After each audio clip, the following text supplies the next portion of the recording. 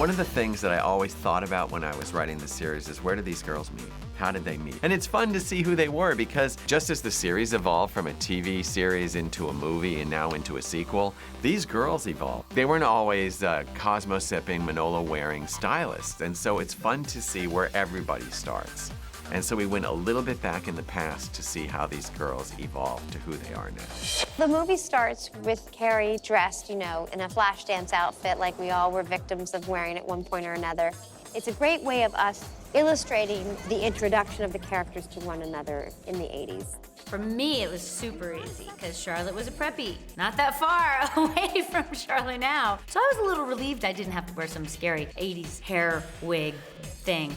It was very funny with Miranda specifically, with her whole look and particularly her hair. So it was fun. Well, the flashbacks are always fun to do. For me to go back into the 80s, which was a good time.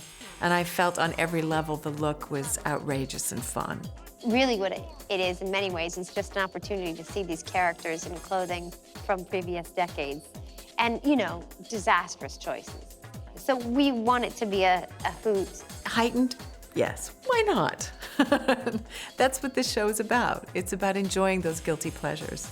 I was laughing so hard, though, at the girls. Oh, my goodness. Cynthia had a wig on. I have a picture when they first put it on her head. Oh, I couldn't stop laughing. It's got to be a sight gag. It's got to be funny right away. But we didn't want it to look like a wig, and we want it to be believable. And I think with a lot of working and fixing and pruning, I think we achieved it.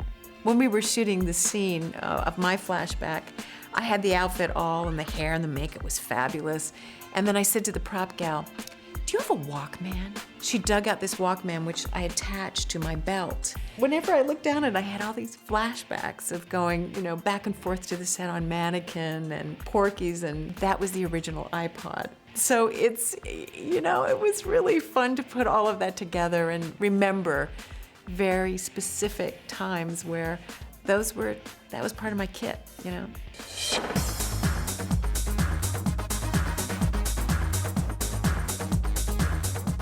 There were a lot of different looks that kept popping from the 80s. The 80s started out as kind of a retro of the 60s with the new wave, and then started exploding into all these directions.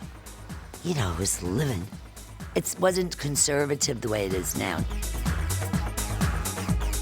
The club life was big, but it wasn't the clubs of today where it's, you know, go buy a bottle of champagne and sit there.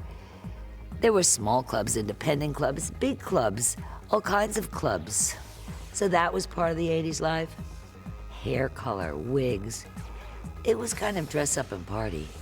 I mean, the fact of the matter is the 80s was a great time because it was a little bit of an outrageousness. So for me to see, you know, the stylish Carrie Bradshaw in a Flashdance or a Madonna outfit is just like a wink to the fact that we all have a past.